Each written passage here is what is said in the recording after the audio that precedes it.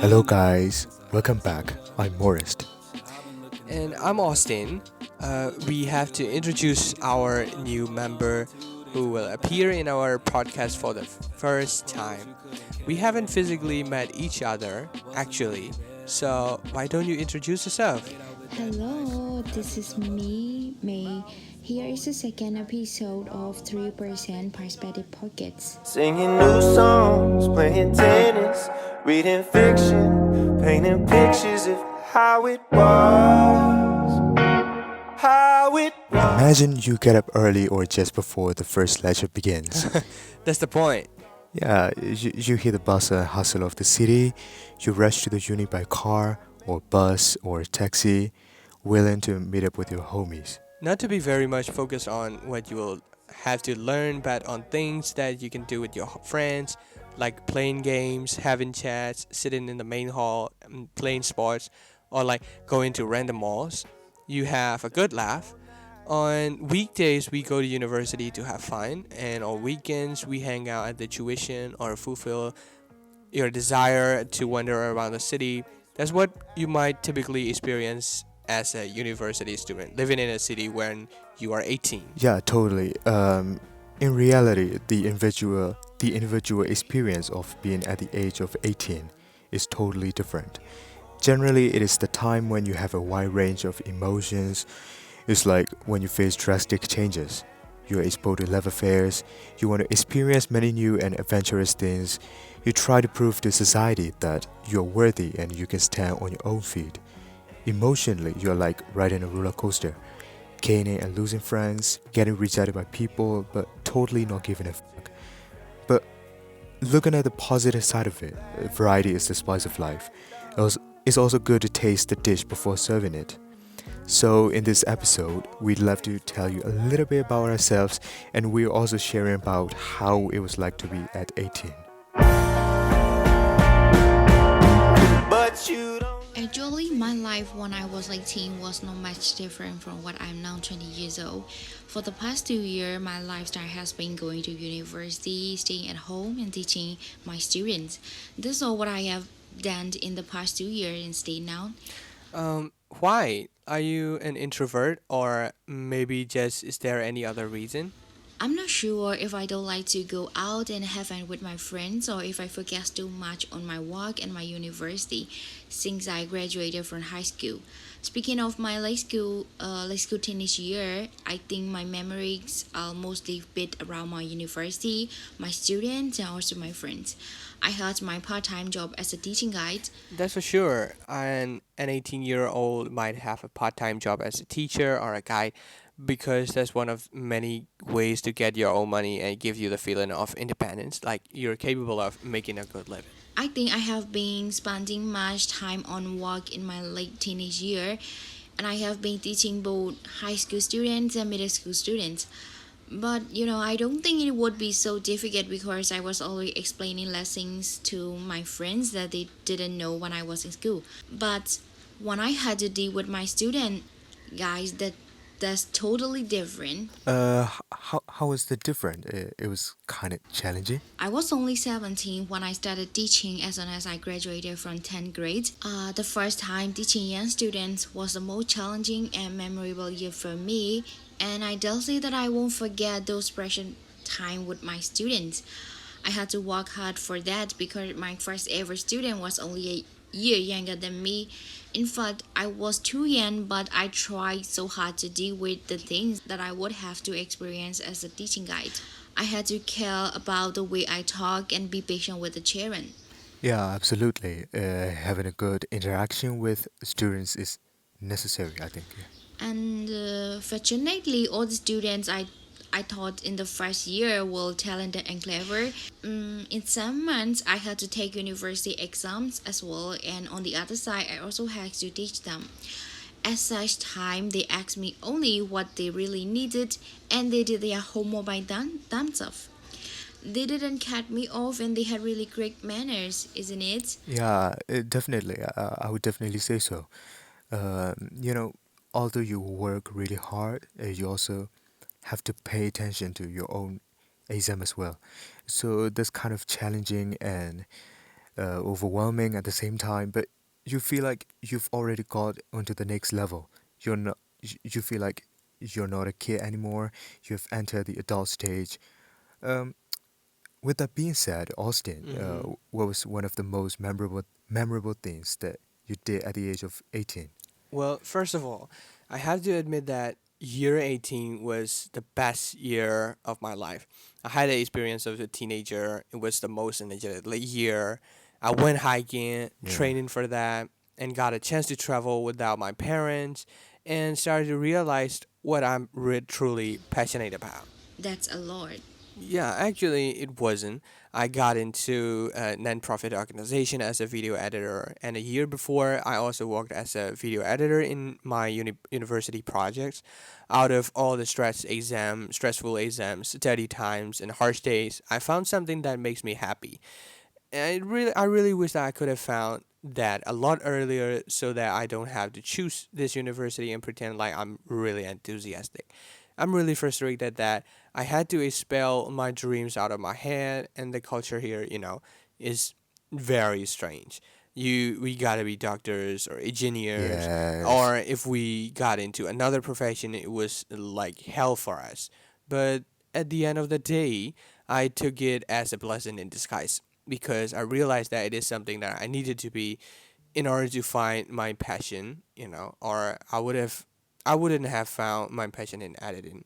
And most importantly, I would have never found these precious friends. Yes, it's truly a blessing in disguise, I would say.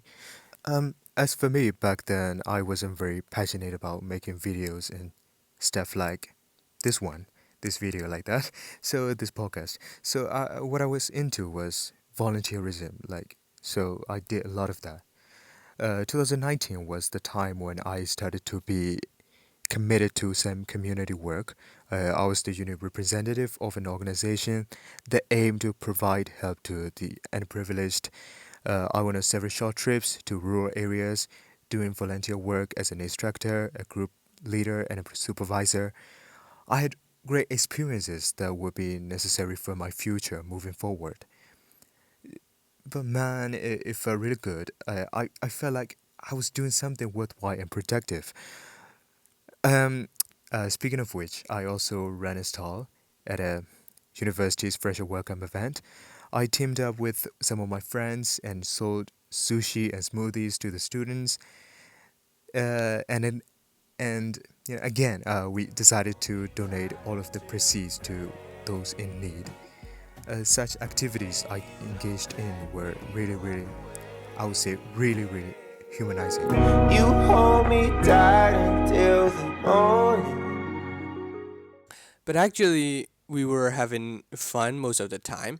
We hang out in the university lobby or at a tea shop. We just talk about random things like funny things that happened during this weekend, or sometimes about the lovebirds in our class. So it was so fun that we forgot about who we were and immersed ourselves in the conversation. And sometimes it was deep conversation like exams, upcoming exams, and topics that we had to revise before the exam. I guess hanging out in the lobby was one of the best times for me.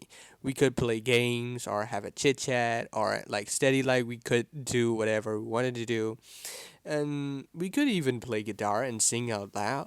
Yeah, totally. We really had a normal, ordinary university student's life. So, what about May? What were your university days like? Maybe you can share one memorable thing that particularly stands out. Yes, of course. That happened on first day of my university. Going to university was one of the biggest dream of my life, and I dare say everyone will be very excited to go to the university, right?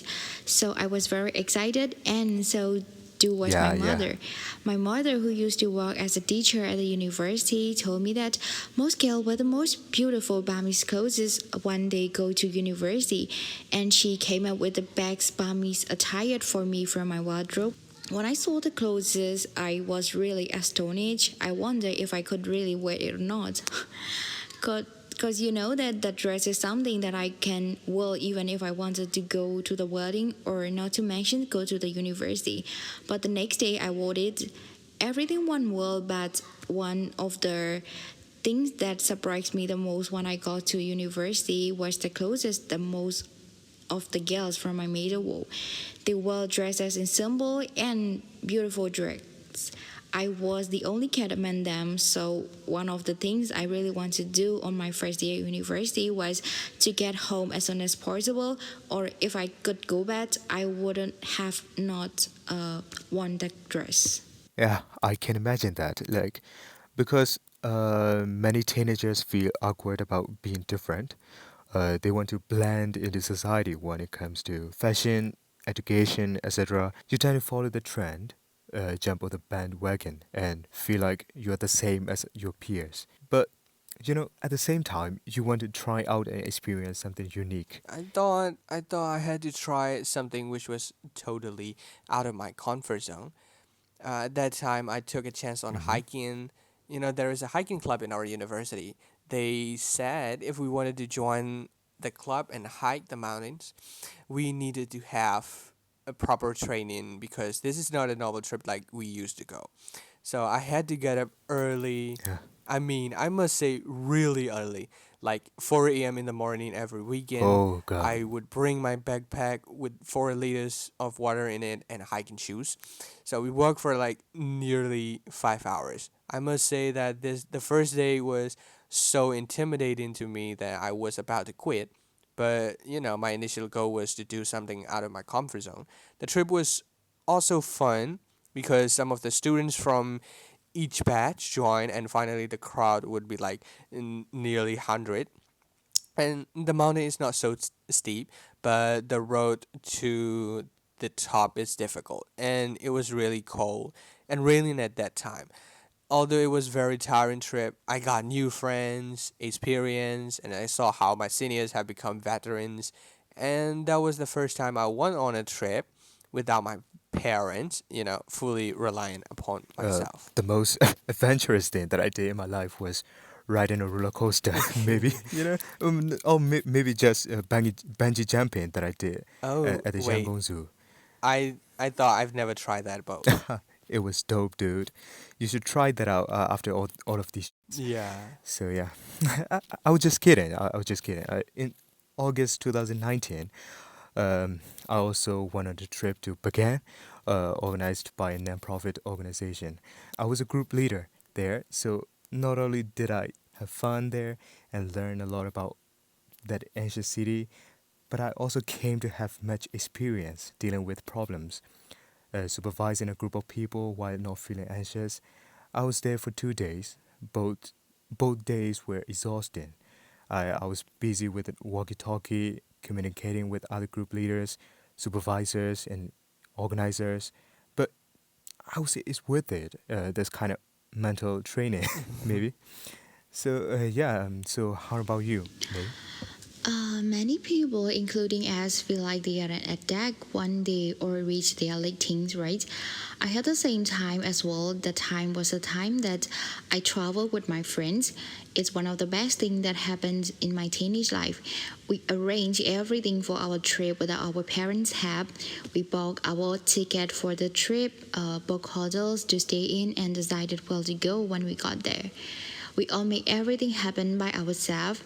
The time when I started traveling and when everything was ready to go was I really feel like an addict.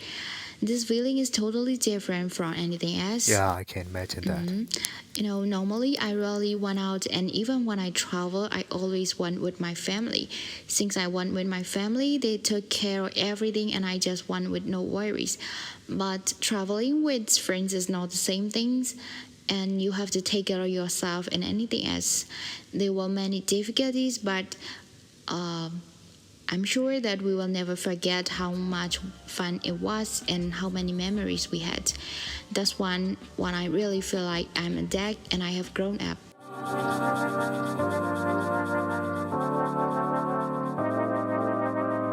I had too many failures when I was 18, but actually I started to notice my failures. I failed my classes, my friends, and also as a leader, I also failed my teammates. And I failed my parents as a son because I couldn't keep my promise. And I also failed myself finding my passion. As we enter adulthood, we tend to change mentally, psychologically, and also physically.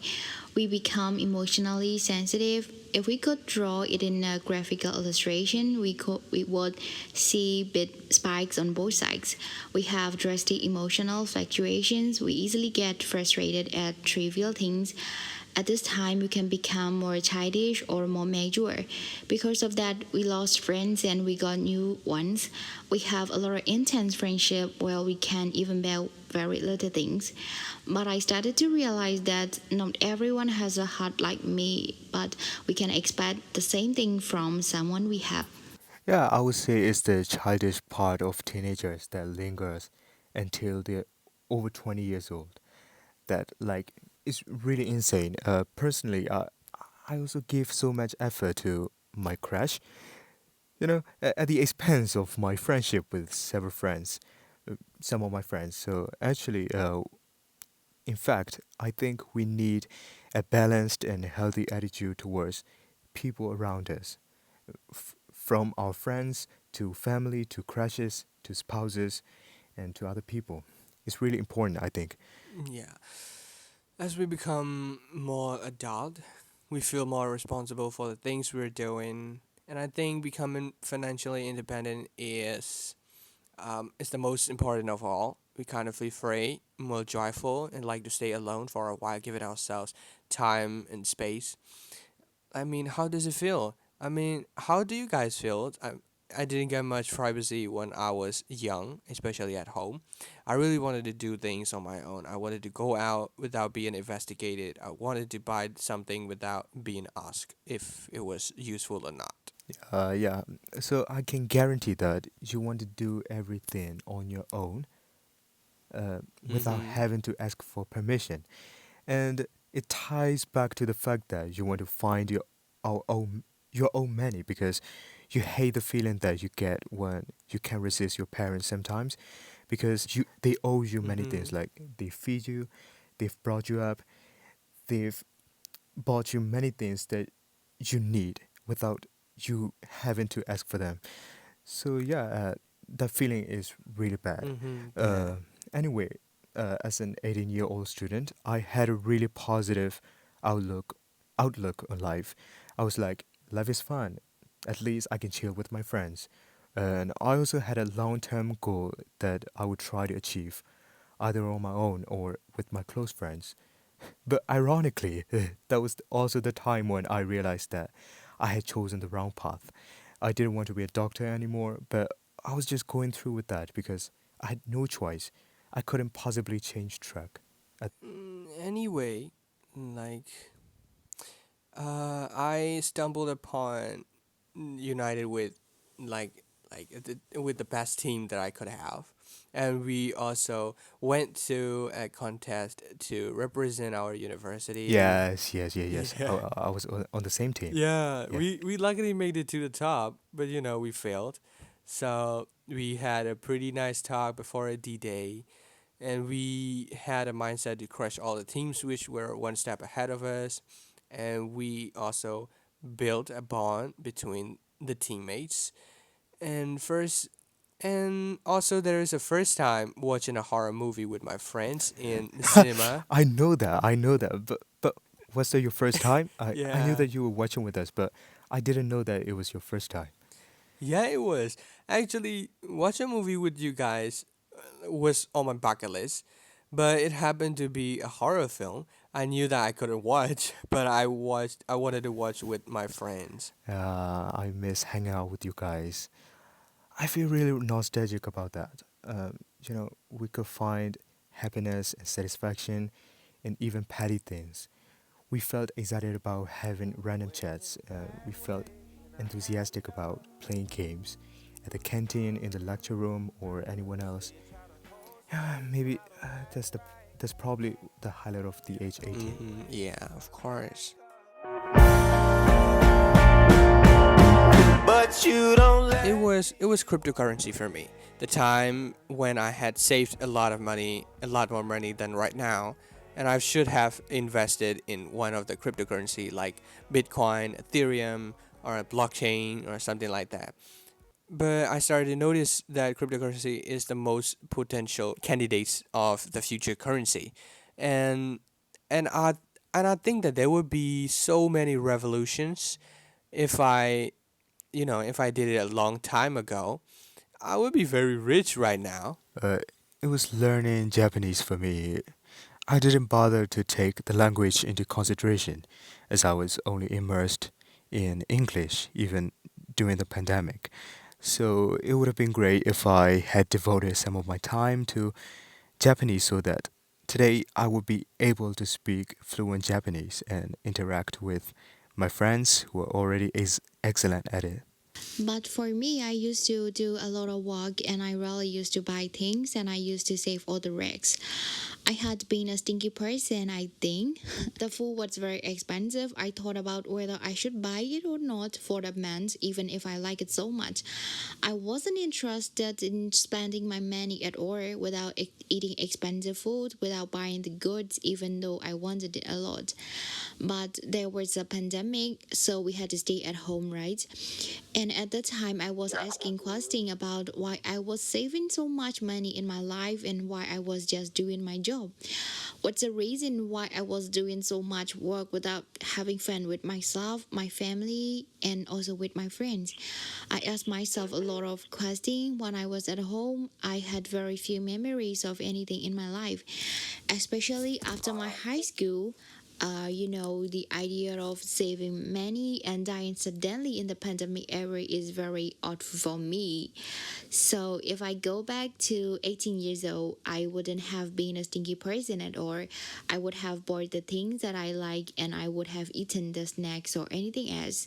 And I would have tried the new things and to spend the time with the ones I love. Yeah, it would have led with much freedom and without taking everything very, very seriously. So, and to the audience, if you have something that you really wish that you should have known at 18, please let us know. We're curious about that. We turned 18 before the pandemic broke out, and it was 2019, bro. 2019 was the GOAT year. Greatest of all time. Yeah, totally. That was a time where we were met with achievements, loss, happiness and sadness, friends and crushes, young, wild, free and reckless. I couldn't imagine what our life would have been if the pandemic actually started in 2019. No, no, no, no. So, if you're not 18 yet, we suggest that you try out things that you haven't done before. Things that are risky and adventurous, and it's normal to mess around as long as you're not causing big trouble to other people. For the past 2 years, things have gotten trigger and worse, but we know that there are also very great things. Everything has its ups and downs, right? So we will do our best in the coming years. During the pandemic, we learned a lot as well, giving more time to our family, coming to know the importance of online learning, and investing your energy and efforts to what you're really passionate about is truly a blessing in disguise. So keep it up, keep it up. Yeah. We can't be 18 anymore, but we can feel like 18 again after the pandemic. We want to say thank you for listening to this three-person perspective podcast till the end. So we hope that we remind you of great memories that you had when you were 18 and you will get something out of it. So stay safe and good luck. Bye bye. See you next week. Bye. Bye. Love ya.